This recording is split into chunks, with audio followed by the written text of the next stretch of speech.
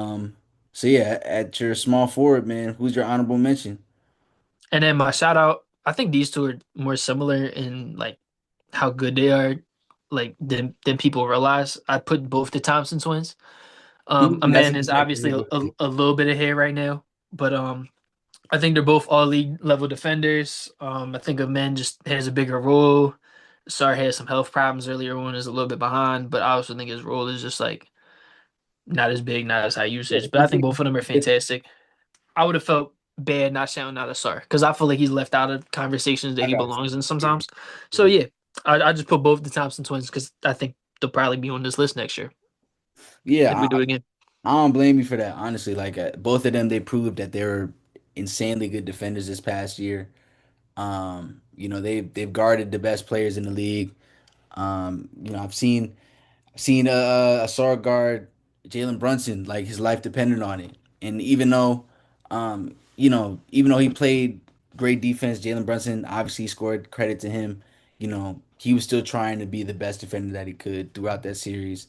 I'm in trying to guard Steph Curry, trying to go up against the Warriors. I think that was a really hard challenge, and I think he got better from that challenge. And it'll be really interesting to see how they react, especially with KD. Uh, Yeah, and to your honorable mention, my honorable mention is Jaden McDaniels.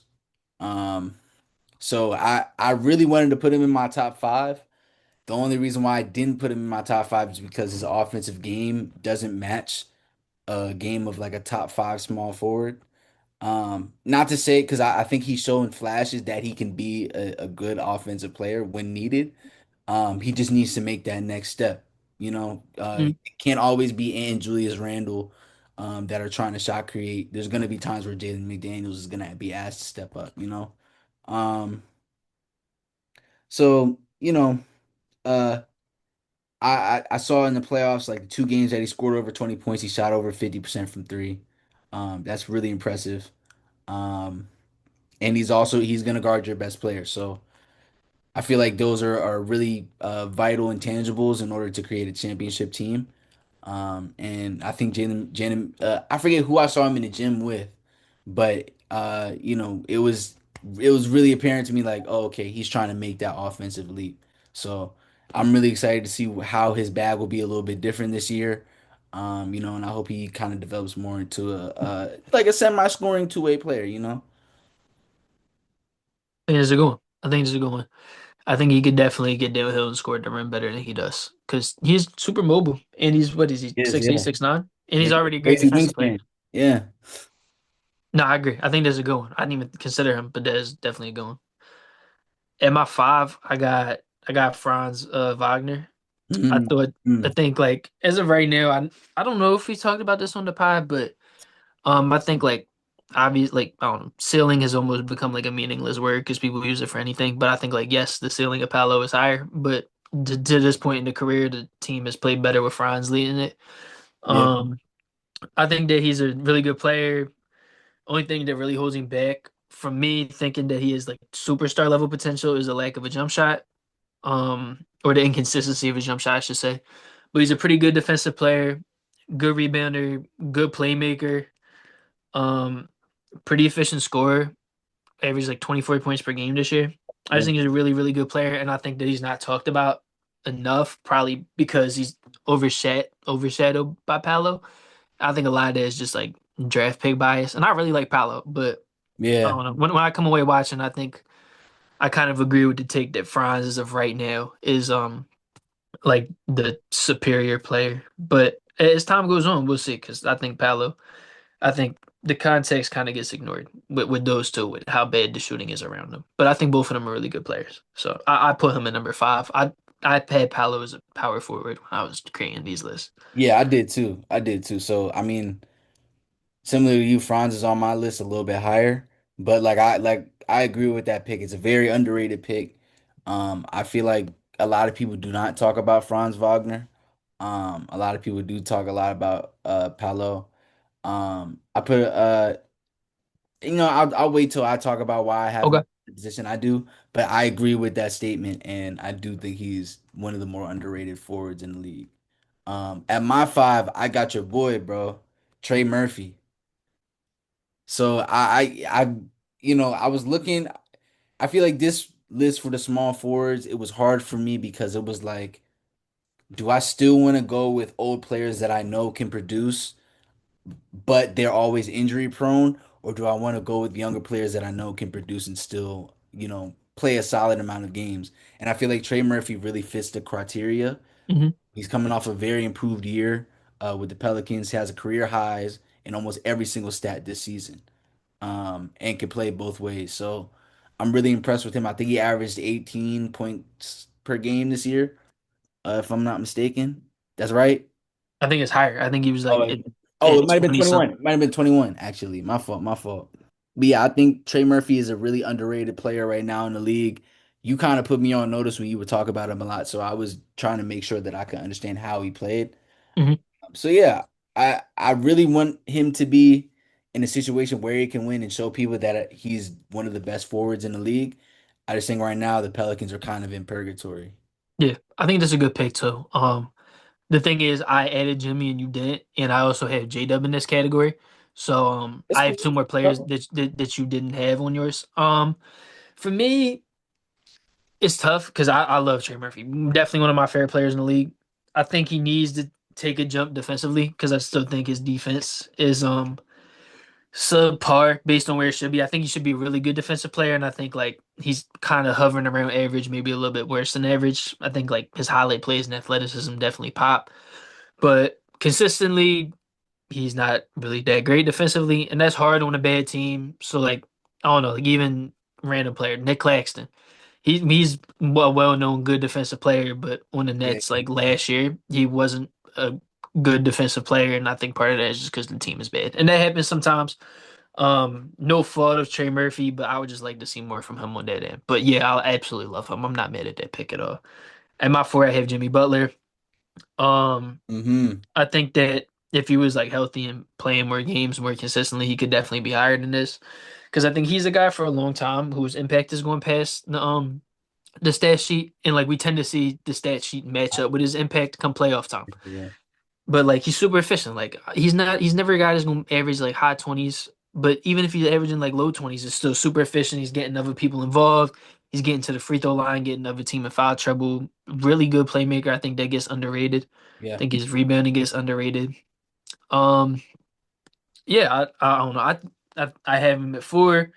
I could see him going to three, but um, I felt he belonged on the list because he did play 55 games, which isn't a lot. But I think if it wasn't for the whole situation with the Heat, he probably would have been in more than that. So I get that. I get that.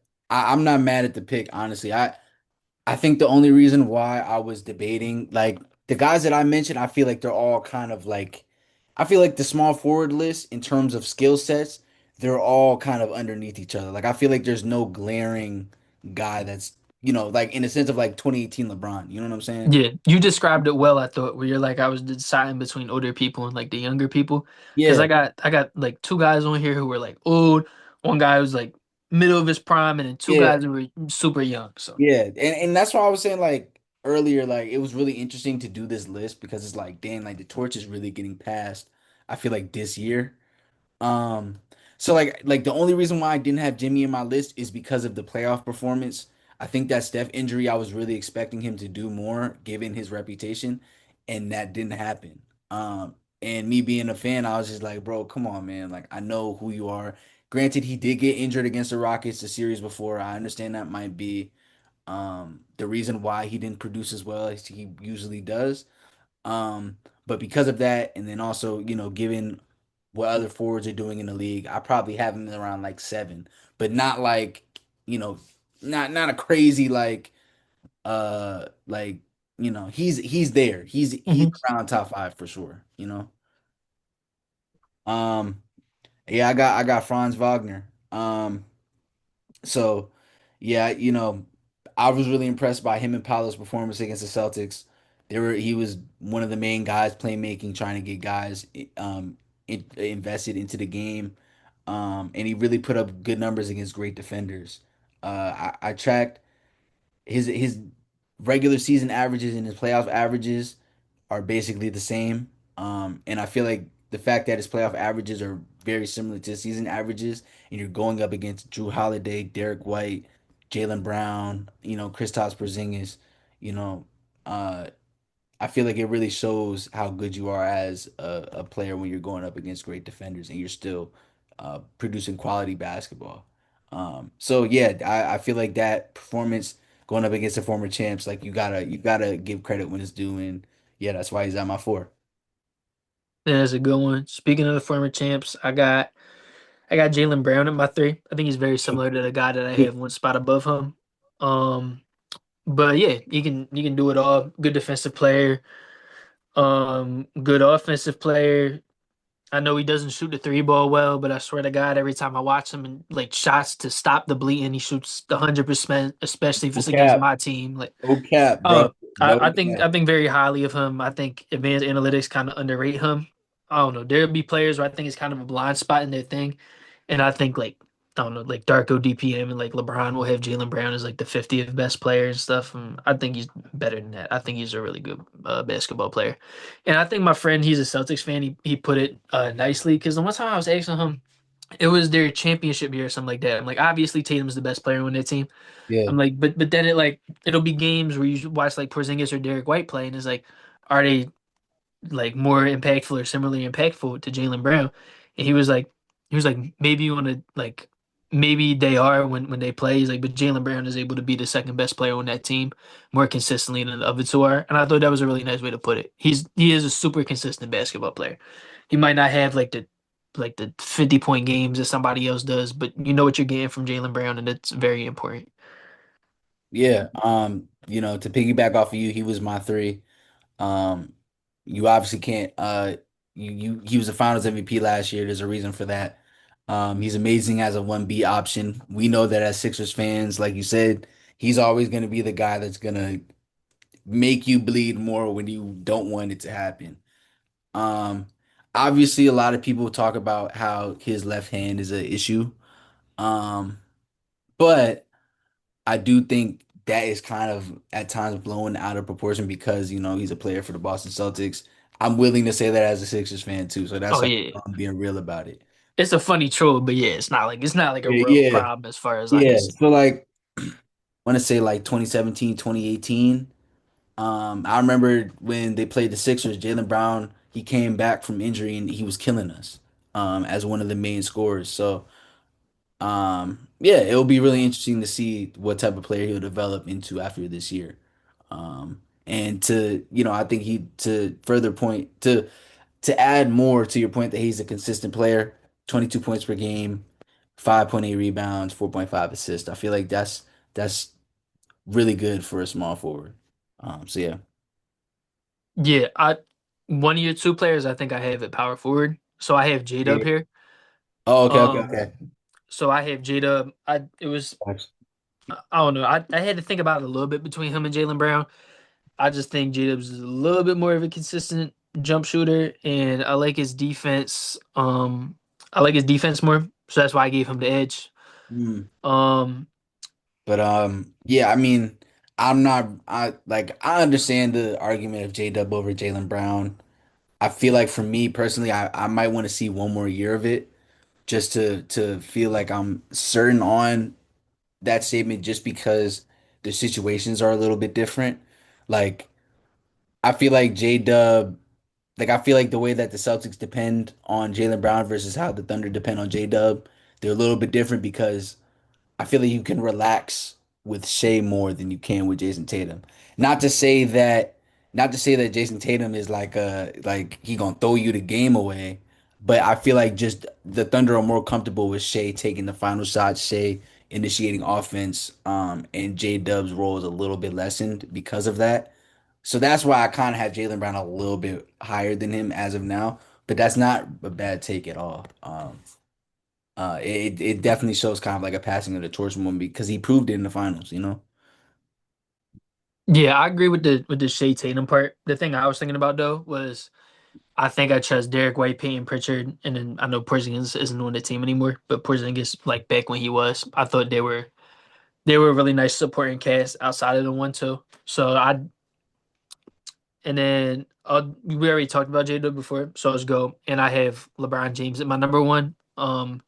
Not who he used to be, but still very productive, leading his team to the playoffs as like well, he had Luca and AD, but like he was still the Yeah, guy. Like if you're yeah. watching it, yeah, still like doing his thing. Still LeBron James, just like older LeBron now. So So yeah, I feel like KD and LeBron are barely above Jaylen Brown, but I think it's because of their achievements, how they handled themselves last year, and the potential of what they can do this year because they have really good teams centered around them. Um, but since Jaylen Brown's role is a little bit different, I can see him, rising into being one of the best small forwards. And, once Tatum comes back, the Celtics might be really scary. mhm. Yeah. I don't want to be a homer. Um, I liked it. I like this I already. I I wanted to shout out Trendon Watford. Okay, I okay, I wanted okay. him last year. Interesting. I wanted him last year. I thought that he drove winning too much on the Nets this year to the point where they like needed to get rid of him and couldn't have him back because they like want to initiate the rebuild. I thought he was like a little bit too good. He's Hmm. a he's a power forward that can handle the ball, shoot the three, not like super consistently, but enough. The defense is better with him on the floor, even though his analytics aren't great. But as we talked about before, your analytics probably aren't going to be great if you're a defensive player on a bad team. And right now, we don't really have a power forward. So I'm like just Trendon Watford getting like huge I, rotational minutes for that us. And makes I sense. think I he's get the going take. I see it. I see what you're saying. and I think that he is good. So I was happy that we got him. And I think similar to Gershon Yabusele last year, people might watch Trendon Watford this year and be like, wow, this is a good NBA player. The Sixers have him on a still contract. Thankfully, he is a $5 million, no, not 5 million. He is like a $2.5 million club option for us again next year. So if we want him again, we can have him again. So I wanted to shout him out. I know it's a little bit biased. I also wanted to shout out Herb Jones. I'm not sure if power forward is technically his position. I kind of think of him as a power forward in my head. Looking forward to seeing him back. I think he's a super underrated player in the NBA. Yeah. Um, Firstly, like I honestly like to your point, Trendon Watford. I wish I thought about him because he might be set up to have an interesting year, based on the fact that we might not have it might the rotation is him and Paul George or something like that. Yeah, I don't even know if Paul But George is technically the power yeah, forward because so he so I wanted to be can small forward. I can So easily see him kind of like stepping up in a role, but I don't really know as much about Trendon Watford yet. I just know he's a good shooter. But watch the Rico Hines runs, bro. He looks really good through the first two games, which I expect him. So it's Rico they Hines. just dropped the new Rico runs just dropped. Two of them. Bet. I'm gonna tap in. And then my honorable mention, you probably know him because I mentioned him a lot. My I know guy, it's gonna be. Tumani I guess Kamara. yeah, okay. That's what I thought it was. That's what I thought it was. That's a good one. That's a good one. Yeah, so I feel like Tumani Kamara is a crazy pull. If you know, you know. Bro can shoot the lights out, lock up your best defender. And I feel like the Portland Trailblazers are coming off of a year where they feel like they're hungry, and I feel like he's going to be a big part in their success coming up this year. Um, he was a March Defensive Player of the Year or Defensive Player of the Month, excuse me. I know there's stigmas against the year or the calendar March date within the NBA because they say like that's when NBA players don't try as hard. But I feel like also, that'll let you know the players that really care about basketball, who are really passionate. And, Tamani Kamara is one of those players. He shot 37.5% from three. Um, and I also saw that he went from 7.5 points to 11.3 points in 1 year, which I feel like is pretty good for a player who not too many people know about. And also his main assignment is defense. Um, so yeah, I'm really excited to see if Tumani can not I don't think he's obviously a top five power forward, but I'm really interested to see if he can kind of change the conversations and maybe be one of the leading players on the Blazers. So yeah. Yeah, I'm interested to see if he can finish where he finishes in Defensive Player of the Year voting this year. Because last year he was ninth, which is pretty good. But I think that me and you both believe he's capable of like making. It's gonna be hard with all the great center defenders out there, but I definitely think he's capable of being top five this year. Yeah, bro. Yeah, bro. Um, Cody, you want to start off with our five? Okay, so I sat on it last night Yeah. between the four and the five because it almost felt wrong to have the player I had at five. So we got bumped up to four today Mm. in the day span. So at my five today, I have Jaren Jackson Jr. He was an Ooh. all-star this year. He played like the best player on the Grizzlies this year with their offensive system. I bumped him down because I could see him taking a step back in a more pick and roll heavy offense, which I anticipate they run next year. And I think the player who I had at five, I bumped him up because I think he'll have a better year than he did this year. Jaren Jackson Jr. super efficient, shot the three ball at 37.5% clip as a power forward, and also is one of the best defensive players in the NBA. I thought that he had a real All NBA case this year. I think that he would be my first person left off. I thought really hard about having him at the 15th spot all season. Um, and it really, for me, it just came down to I'm not 100% sure if he is actually the best player on that team or just had the best year. But I think he's an All NBA talent, one of the best defensive players in the league, and super versatile on the offensive end. I wish he played a little bit better than he did in the playoffs and in the playing games. Um, but I think he's very deserving of a top five power forward spot. Yeah. To piggyback off of you, like he's also on my list, but I put him down as a center. Okay. Um, yeah. So I mean, I was debating kind of similarly to figure out like, oh man, like is he center power forward? Hmm. But yeah, I do agree that Jaren Jackson Jr. is definitely a top five forward center in the NBA. Last year had a crazy offensive season. I think he really elevated his game, especially in the season where like there was a lot of questions about who the Grizzlies' identity, or I guess what is the Memphis Grizzlies' identity, given the fact that Ja was in and out, um, and a lot of people just needed an identity, and I feel like Jaren Jackson Jr. to your point, really brought that type of energy that they needed. Um, so with my five, it's kind of weird, because I feel like it's almost criminal that I put him at my five at the power forward position. Just because like I don't know, like I feel like I mean personally, I didn't think he would become this type of player who's this talented. But at my five, I have Aaron Gordon. Um, Okay. so I feel like he's extremely underrated because of his fit with Nikola Jokic. I feel like this past playoff run was really proof that Aaron Gordon is kind of entering a new level of not necessarily dominance, but I feel like he's grown so much as a player since he's arrived in Denver. And I mean like this postseason run, he had a game winner. I feel like he had a lot of clutch plays. He answered, offensive or he when they needed him, basically he stepped up.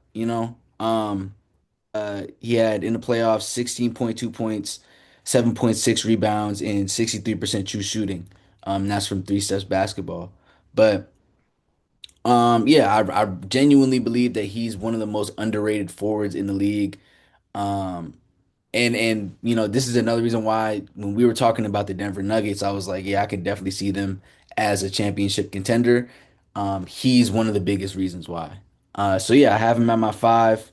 Um, I kind of wanted to take a little risk with this one, and I feel like he's really deserving of some type of mention. So yeah. Yeah, I'm not mad at that at all, especially with how he grew his game. He was like taking off the dribble threes and stuff this year, by far the best year of his career. Played like an actual star this year, and for a long time, I wasn't critical of his play, but I was critical of how much that front office gave him for his production. Mm, And I think the way he played this year showed that he was deserving of the contract he got, which I didn't really think he was at first. At my four, and this was tough because I'm used to putting him like in the top 10 players in the NBA. I okay, dropped Kevin Durant this year from where I usually have him at. I understand. And I understand. I was I said that I was going back and forth between him and Jaren Jackson Jr. I think Jaren Jackson Jr. was the better player last year. I don't know if that's a hot take or not. It wasn't Kevin Durant's finest year. He had some injury problems. Jaren Jackson Jr. really excelled last year. I think that Kevin Durant, in a better defensive context, will be a much better defensive player. And I already think he was pretty clearly a better offensive player than Jaren Jackson Jr. I just thought that his defense was, um, I think detrimental is too harsh, but I think it was below average. And I think that he will rise to being an average, maybe possibly slightly above average defensive player in a lesser defensive role this year with actual good defenders around him and not on the Phoenix Suns where they barely had any good defensive players. So I bumped Kevin Durant back up to 4. I had him at 5 last night. Um but I wanted to project a little bit based on what I thought was going to happen next season. So I think he's deserving of the number 4 spot. And there's no slight on him. I just think the 3 people I have above him all have cases for being a top 10 player in the NBA. And I think Kevin Durant, in my opinion, is kind of falling out of those conversations as he gets older a little bit and is losing Yeah. bursts, having a hard time getting to the rim. But still obviously playing at an elite level, all NBA level when he's out there. Fantastic player still. I Yeah. know you had him as small forward, but he Yeah. was I I ranked mean, him at power forward. no, I agree with you, bro. Like KD, he obviously he's one of the best forwards in the league. But father time is a serious factor in who Kevin Durant is going into this year. So I genuinely like I don't blame you for putting him at 4 because I think this is like we said earlier, like this is the year where a lot of positions are changing, a lot of rankings are changing. So, yeah, I'm not mad at that at all, bro. And I definitely can see the capabilities of his defense picking up because of all the young players that are around him. And yeah, I think Houston's going to be a really good system for him. But we'll see. We'll see. Um, at my 4, I got a player who is a defensive savant. I think he improved drastically this year. And that player is none other than Evan Mobley. So, I put him over Aaron Gordon just because he's more. I think the Cavs need him more than the Nuggets need Aaron Gordon, if that makes sense. He was two-way player that showed way more ambition this past season. Um, Defensive player of the year, that has to be mentioned. Um, 18.5 points, 9.3 rebounds, 1.6 blocks. And then I also saw that on Three Steps Basketball, he had a 101.8 defensive rating, which is the eighth in the league. Which is really impressive. Um, so yeah, put him at 4 because the Cavs obviously got to the number 1 seed. We agreed that Spider was a big reason to that, but I also think Evan Mobley was another big reason as to why the Cavs got to where they were. I expect this next playoff run. I think Evan Mobley really needs to take a jump in order to be arguably one of the best forwards in the league. And I think he already has the foundations for that. It's just uh this year, since this is a make or break year, he really I feel like needs to have a dominant year and capitalize off of this past year. So yeah, that's my 3, bro. I mean, 4, Um, sorry, 4. no, you good. I actually have Evan Mobley at my 3, so I agree with Mm. like pretty much everything you said. I think I'm a little bit higher on Evan Mobley than you are because I think Evan Mobley is in like the fringe top 10 players of the in the league, second team All NBA this year. Okay. I wasn't really a believer in his offense until this year. He kind of proved me wrong. The self creation stuff really Yeah. popped. The corner three is becoming a legitimate shot. Obviously one of the best defensive players in the league. Can play the double big lineup. Can play the center when Jaren Jackson's off the floor. I'm not exactly sure what he's optimized as. Jared Allen. He might move on from Jared.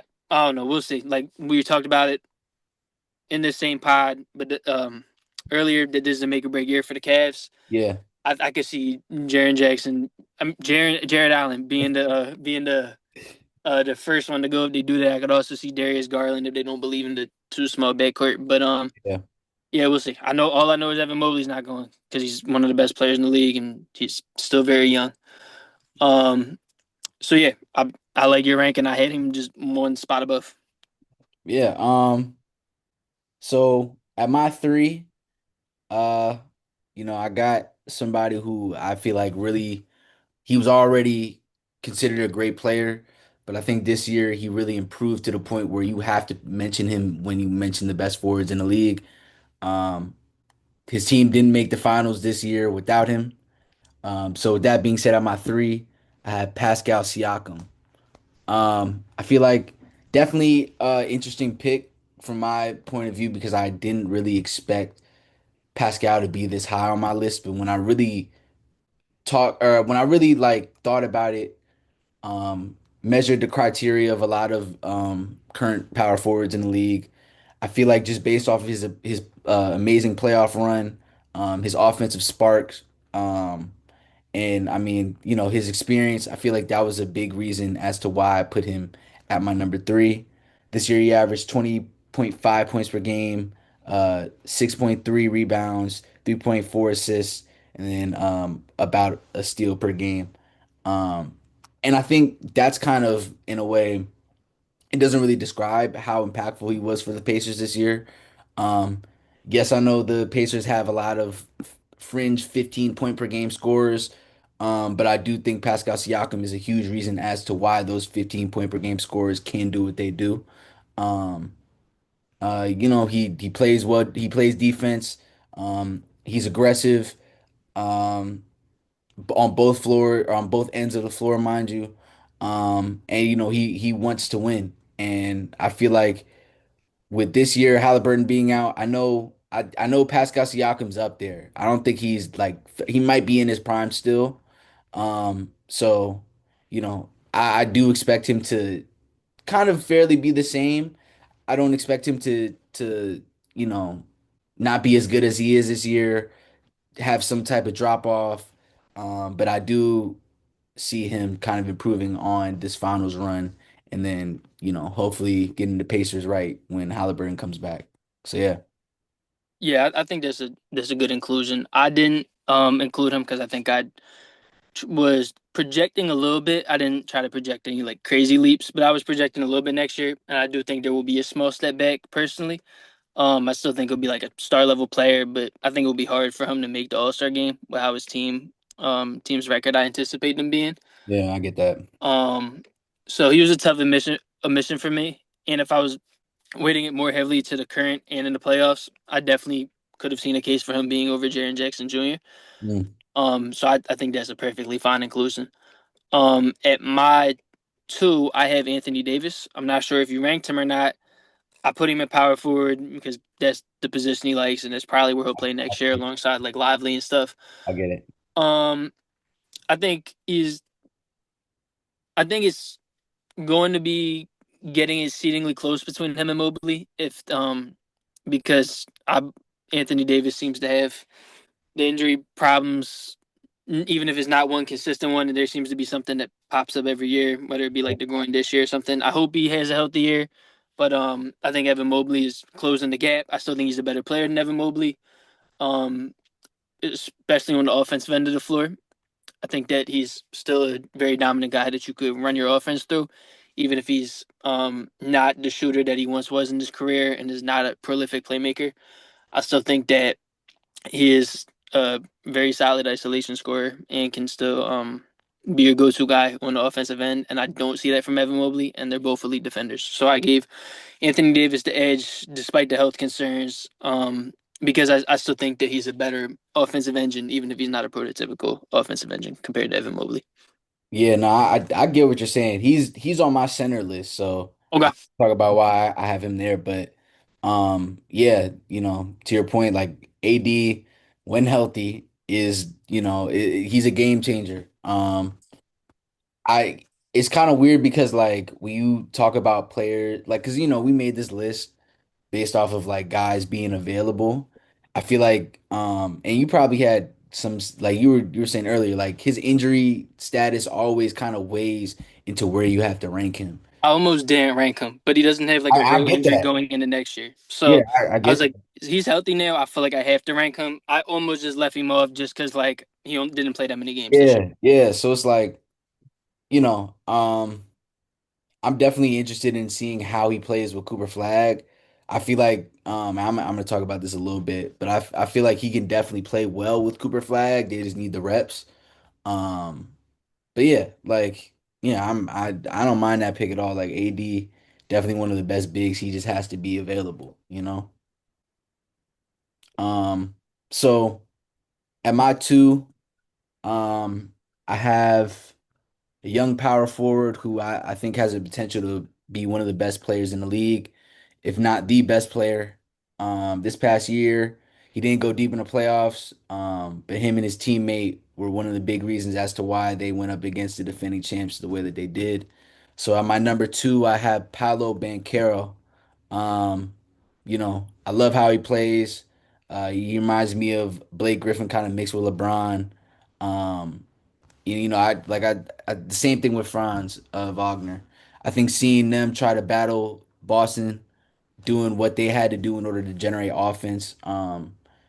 I feel like that's going to build on your skill sets as you move forward. You're going up against Drew Holiday, Jason Tatum, Jaylen Brown, Derek White, etc. Um, you go to war against those guys. I think you walk out of there a better player. And to further prove my point, his playoff stats, he averaged 29.4 points, 4.2 assists, 8.4 rebounds. He shot 44% from three and then 43.5% from the field. So, yeah, I think he just had an amazing season, especially in the playoffs. I know he definitely had a little, I wouldn't say like a crazy drop off, but I think a lot of people weren't talking about him during the regular season because of the Magic's record. Um, but he picked it up, and I think he has a lot more ahead of him with this year coming up. Yeah, I didn't rank him on this. I think the injuries hurt him this year. I also think his team being better when he was not playing was pretty concerning to me. I really like Paolo. And that, I'd see a lot of talent there. I think that he has the potential to be a top 10 player in the league, potential to be even greater than that. Um, but he's got some things to clean up in his game. It's not a talent thing for me at all because I know that he has the athleticism and the ability to score at the rim. I just hope that he does. He's also playing in the worst context in the league for a player like him, similar to how Cade Cunningham was last year. So I could see him taking a huge leap this year. I think that he would actually be a pretty solid most improved player pick. If he just like suits up to become a superstar next year, like how Cade did this year. But he was already a good player. He's already made the All Star game, so it's probably not a smart bet to make because I think the voters will go against him. Um, mm, with that being said, at my number one, I got Giannis. I'm sure he's I do probably too. also Yeah. your number one. Yep. Um, he's um his defense might not be as good as it once was, but he's taken on just such a crazy offensive load of how this team is now. Yeah. Still one of the top three players in the league. You can make an argument for any one of those top three spots for him. Just a ridiculous two-way player still. One of the greatest players this league has ever seen. Yeah. I mean, yeah. Because like it's kind of crazy talking about the stars. It's kind of like, well, you know who they are. I Yeah, think yeah, this year, like he literally played like James Harden, but from the power forward position in terms of stats and in terms of like stat sheet stuffing, if that makes sense. Like I remember watching the MVP race. It was so close between Shea and Jokic, and then out of nowhere, Giannis just came in, just going crazy, bro. Um, and like I was really proud to see Giannis like without the help that or without Damian or well not without Damian Lillard because he was there up until a certain point, but like without without like a quality team, he really willed the Bucks into the playoffs. Unfortunately, they lost to the Pacers. But like they wouldn't even be in that position without Giannis. So I think this year he's really reestablished why he's one of the best players in the league. I think it was already kind of a common consensus, but I think this year he really hammered it home. Like, yo, I'm the next generation following Bron, KD, and Curry. You know what I'm saying? So yeah. yeah. Before we move on, I want to give one more shout out. I had him on my mind, but I forgot to write him down, so I missed him on the last one. I want Uh-huh. to shout out Draymond Green. Don't think he's good enough to Oh be on yeah, this yeah, list, yeah, yeah. but I think he's been a guy who's been underrated this whole career, and thought he was underrated again this year with how he led the Warriors defense. Yeah, yeah. I actually had him as my defensive player of the year. I know a lot of people were against that because it was like a late season push. I think that was mostly because it was pretty obviously Wemby. Draymond was pretty hurt the whole year, so I didn't think he would play 65 games. He ended up playing 65, so he reached the minimum. I thought it should have been him. Evan Mobley got it. I love Evan Mobley. Had him at third on my list.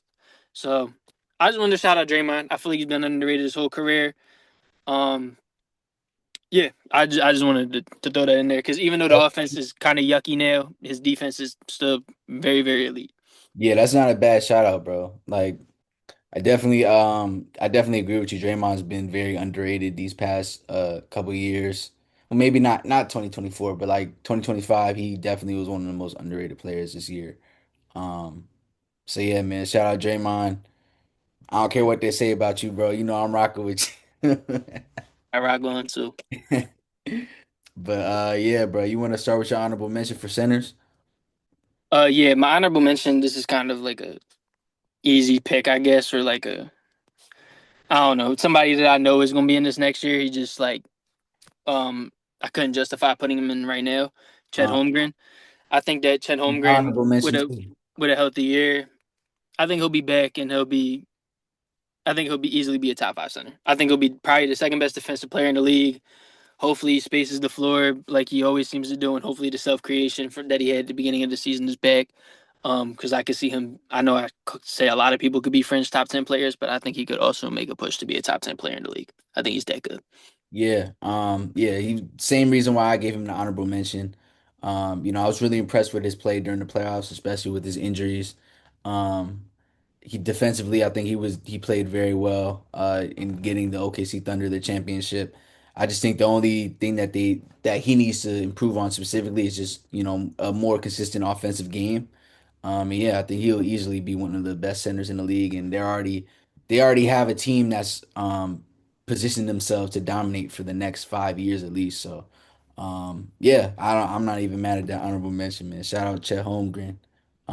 Who's your five, my boy? My five, I don't know if you would have ranked him or not, but I had Vincent Zubac as my number five. That's a I good thought he pull. could have been All That's a NBA this good year. He pull. didn't get it, Yeah, but bro, that's a I, really good pull. I thought that like him, Darius Garland, and Jaren Jackson Jr. were like three of the 18 guys I thought deserved All NBA spots, but you can only give it to 15. Yeah, So, yeah, and I don't know. He might be like a Harden made guy or whatever, but he's just such a great defender, such a great role big, really good decision maker out of the role. I thought he was very deserving of this. And a big reason why the Clippers were such a successful team this regular season. And yeah. he had a really nice playoffs too against Nikola Jokic. It just didn't so happen that his team was able to win that series. But I think he's probably the most underrated player in the league right now. I know a lot of the nerds love him. I tend to lean more on the nerd side. I thought he was very deserving of a top five spot. Yeah, it was crazy because doing this list, I was like, I saw him like as one of the names when I was looking up centers and stuff like that. And I was just like, is he top five? I was like, I don't really know just yet. And I kind of played it off a little bit, but Mm. like when you really talk about Zubac and how he contributes to the Clippers, like him and Harden's two-man game is so crazy, bro. Like I feel like he does everything that you want out of a role center to a T. Like he's almost like the perfect role center.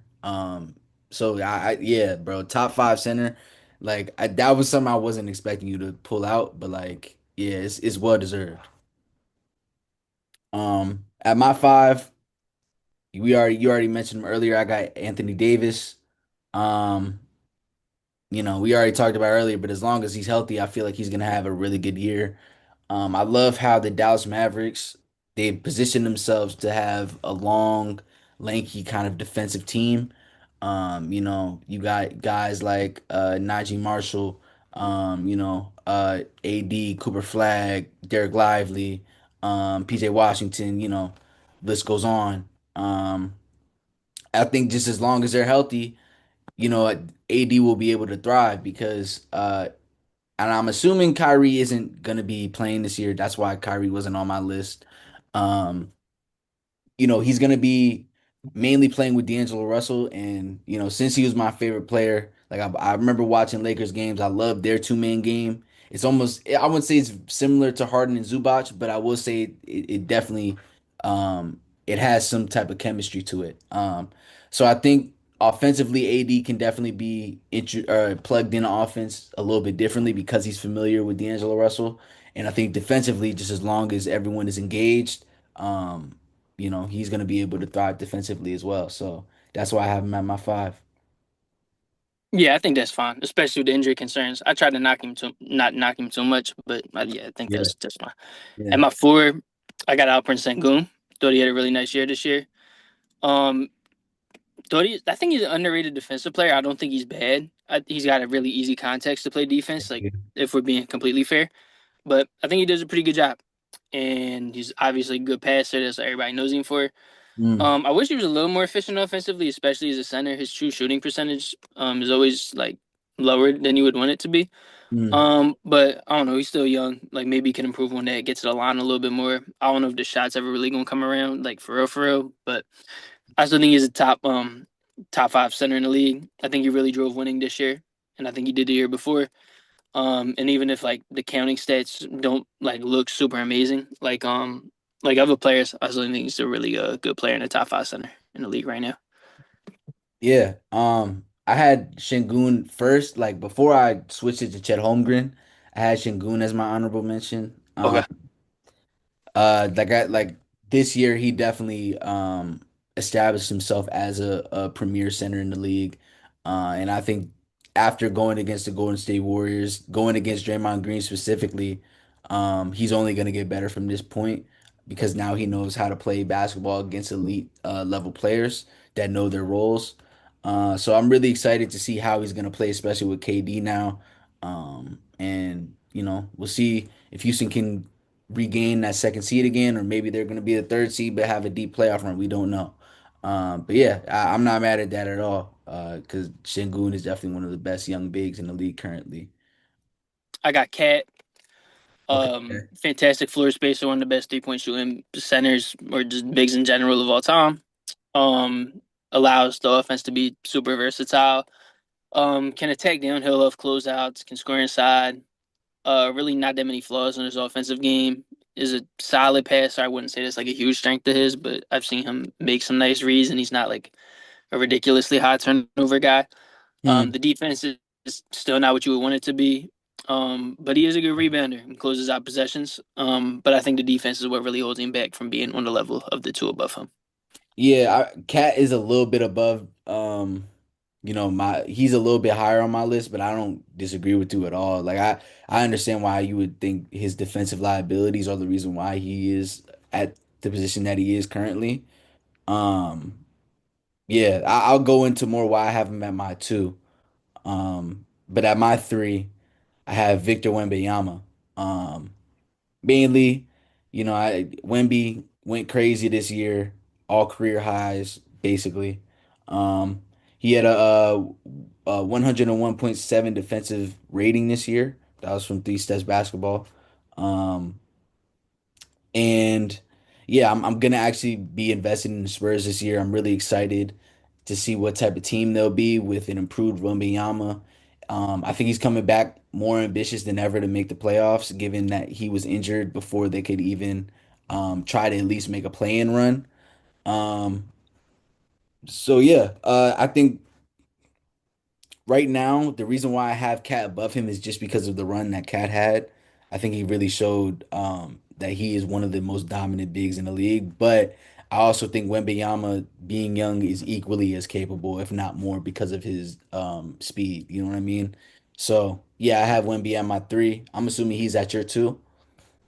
Yeah, he's in my two. I think he would have been first team All NBA had he not gotten hurt this year. I think he probably would have had Donovan Mitchell's spot. You bumped Donovan Mitchell down to second team. Mm, Um, I Yeah, I think he's the best defensive player in the league. I love that he shoots almost 10 threes a game. I know some people don't like that. I think that's really good for his longevity. I think that's really good from a team perspective that he is able to just have the paint so open. And I think that he'll only just continue to get better. I think the world of him. I think he's going to be one of the greatest players to ever play in the NBA. yeah, yeah. So like the reason why I have Cat at my two, like I said, like mainly because of the playoff run. Like Wembanyama, obviously, like he's Wembanyama. I know his potential is limitless. But I think like right now, since we're still focused more on the potential side, that's why I have Cat above. Um, like the Knicks, I feel like they don't make like equally like because of Jalen Brunson. I don't think they make the play. They don't go as far without Karl Anthony Towns. He was a big reason as to why they beat the Pistons. Um, and you know, he was a big reason why they kind of stayed in that series against the Pacers. So Cat, like I think he needs to improve on his defense because that's obvious. It's obviously like his glaring weakness. But you know, I couldn't not think about like the type of historic run that he had, especially given the fact that he did it a season before. So yeah. And like I'm assuming our number one is the same guy. Yeah, I have Jokic. So it wasn't. I Yeah. wasn't thinking about it yet. Um, it was pretty easy for me. I just penciled him at one. This was actually the Yeah. first list I did. And honestly, I think this is the list that I'm the most confident about using the centers that I had. If you throw AD in, it gets a little more tricky. If you Mm, consider Embiid, it gets more tricky yeah, yeah, because I genuinely don't know where I would put him. Like I don't know, but I think like I if he's as healthy as he could possibly be, I think for me he probably slots in at three. Um, I think that I don't know. I was just so high on the year Wemby just had. I think like obviously Embiid's MVP year I think was better than the year Wemby just had, but yeah. I think that I don't know if Embiid is going to be able to come back like at a level past what Wembanyama is right now. But I think he could be better than Cat if he comes back. I just like literally didn't know where to rank him, so I was glad we didn't even rank him. With Jokic for me, like it's Nikola Jokic. Like is nothing much I really can say more. Everybody knows that he's tough, you know. So yeah, that's why he was at my one. Um, Yeah, no, that one was easy. I didn't even. But yeah, Jokic was just an easy one for me. It was number one. This was the list that I thought was I was the most confident in, I would say. And Sabonis, I think would have been my most early admission. I want to say like I think it's obvious why I put Jokic. I just want to justify leaving Sabonis off. I know he shot 40% from three this year, which is really impressive. Um, but the offense the Kings run with the amount of dribble handoffs they have, I think it's really easy for Sabonis to just accumulate a lot of stats. yeah, His defense isn't like totally horrible, but it's not good. So it was just hard for me to justify it from a perspective of it just he records a lot of points, rebounds, assists, and of course that's what he's going to do in their system. yeah, yeah. I mean, I get what you're coming from with Sabonis. Um, because like I don't know, because I didn't really think about Sabonis like that just because the Kings, they're in a weird situation right now, and I think Sabonis is a big reason as to why they're in that situation. Not to knock him as a player, it's just the type of roster that they've built. Um, Guess we're experiencing technical difficulties right now. So we just want to thank everybody. We have technical difficulties right now, but we're really grateful for everybody that's been listening to our podcast. We want to keep creating, interesting episodes for you guys. This is our longest episode.